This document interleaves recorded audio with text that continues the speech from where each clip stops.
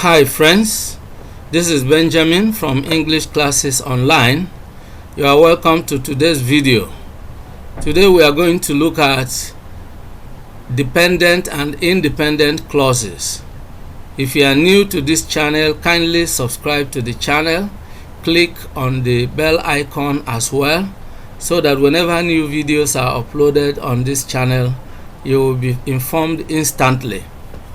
Let's go right away to look at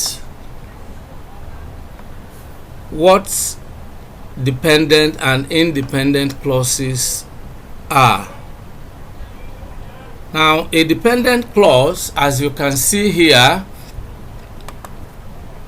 is a group of words that contains a subject and a verb.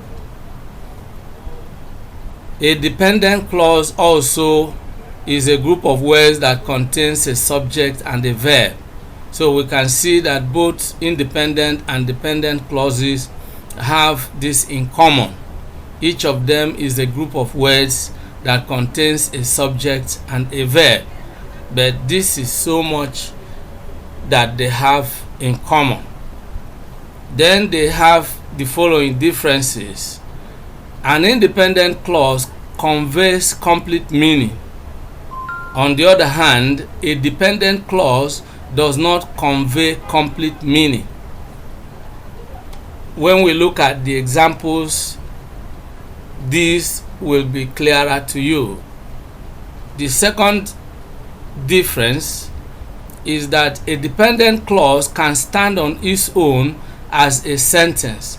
As a matter of fact, every independent clause can be described as a simple sentence. On the other hand, a dependent clause cannot stand on its own as a sentence.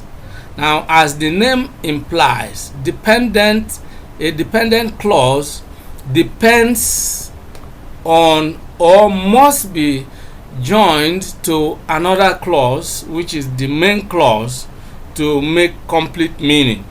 In other words, a dependent clause can be called a subordinate clause, while an independent clause can be called a main clause. So we have seen how they differ, and then we shall be looking at examples of each. Now let's look at examples. Now, independent clause. Jane didn't come to school yesterday. Now you can see that this is a complete sentence. It's a simple sentence. It conveys complete meaning. It can stand on its own. Then, an example of a dependent clause: because she had a fever. This is an incomplete expression. It cannot stand on its own. It cannot make complete meaning. It cannot be described as a sentence. Now, why it is called a dependent clause is that we need to join this to the main clause to form a complete meaning. And when we do that, what we have is Jane didn't come to school yesterday because she had a fever.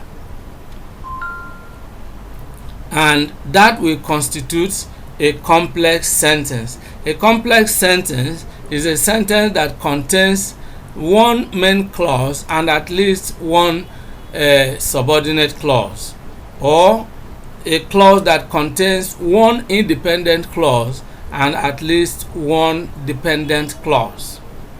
Let's take the second example. Messi is a footballer. This is a complete simple sentence. It expresses a complete idea. Then the dependent clause: who plays for Barcelona? Who plays for Barcelona? This doesn't make a complete thought, and it cannot stand on its own. So it is a dependent clause.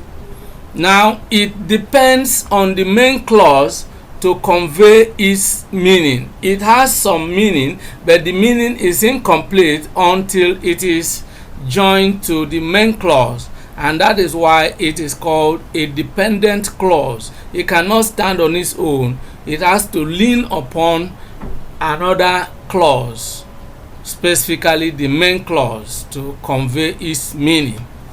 And when we do the connection, what we have is Messi is a footballer who plays for Barcelona. Now that gives us a complete complex sentence. The difference here is that if we leave them to go their separate ways, this one will stand on its own and convey a complete meaning. Messi is a footballer. This could be, complete introduction of Messi in terms of what he does, and what he is known for.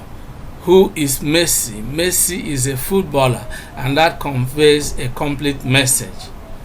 Now let's take the third example. Bosse went to the market. This is also a complete simple sentence. This can be a very meaningful response to a question, where did Bosse go? And you can conveniently say Bosse went to the market. Full stop. Unlike this one, which is the dependent clause, after she returned from school. Now this doesn't convey a complete meaning until it is joined to the main clause. So we need to connect it as follows. Bosse went to the market after she returned from school. Alright?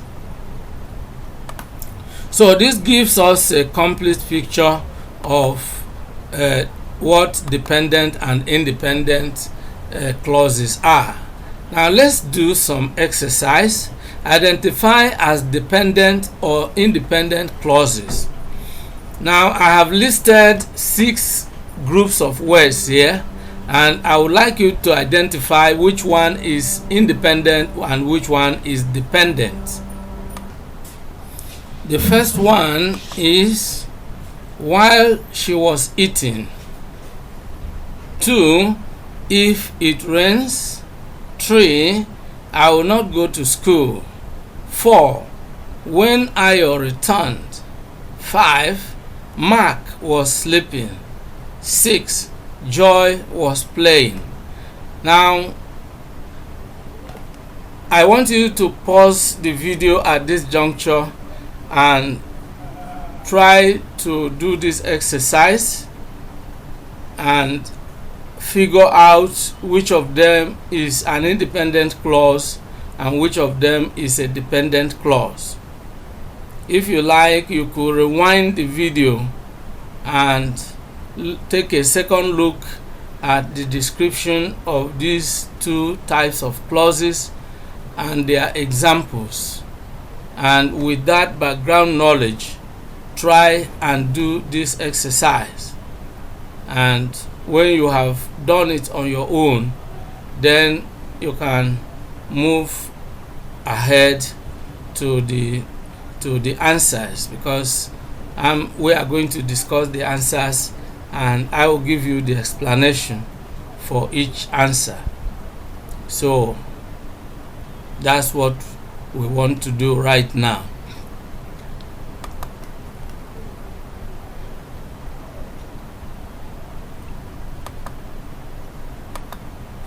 Okay, I want to believe that you have done the exercise, and now let's look at the answers.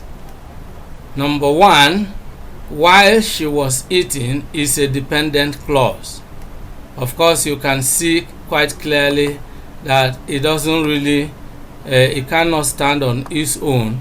It cannot make, it cannot convey complete meaning. While she was sleeping, it's incomplete. Then number 2, if it rains, this is also a dependent clause because it doesn't convey a complete message. If it rains, what will happen if it rains? this is a conditional clause, and so it needs a main clause to make a complete conditional sentence. Then number 3, I will not go to school. This is an independent clause because it makes complete meaning. Of course, one can say I will not go to school, and then the reason, the condition can be I will not go to school if it rains. I will not go to school if it rains. All right. Then the fourth one, when Ayo returned, is a dependent clause because it cannot stand on its own. You need to tell us what happened when Ayo returned. All right, so it's incomplete in itself. It's a dependent clause. All right. Number 5, Mark was sleeping. Mark was sleeping. This, of course, is an independent clause. It's a main clause because it conveys a complete message. Mark was sleeping.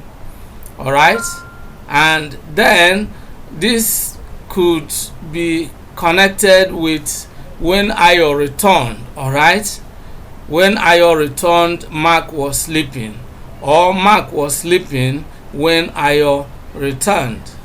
Okay, so the independent clause can make complete meaning and stand as a simple sentence, whereas the dependent clause cannot. Number 6, Joy was playing. This is also an independent clause. Joy was playing.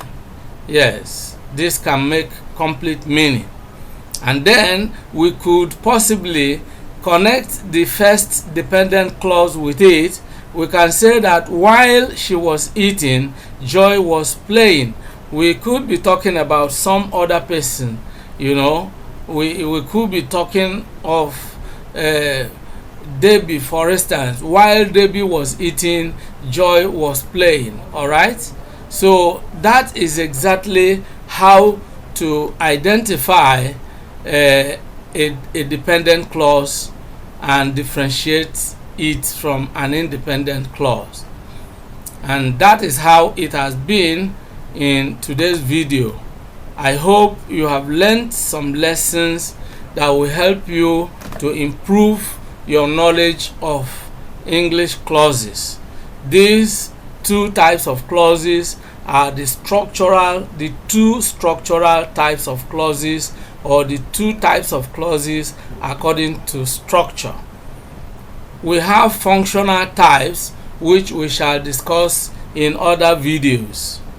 And these other types of clauses are all dependent clauses. Dependent clauses can be classified according to their functions, and that is why we talk about a noun clause, an adjectival clause, or an adverbial clause. Now, these are dependent clauses that are classified according to the function they perform in English sentences, and we shall be looking at them one by one. And if you are new to this channel, you had better really kindly subscribe to this channel and click on the bell icon so that whenever a new video is uploaded, you will be instantly notified. I also want a situation where what will come up next.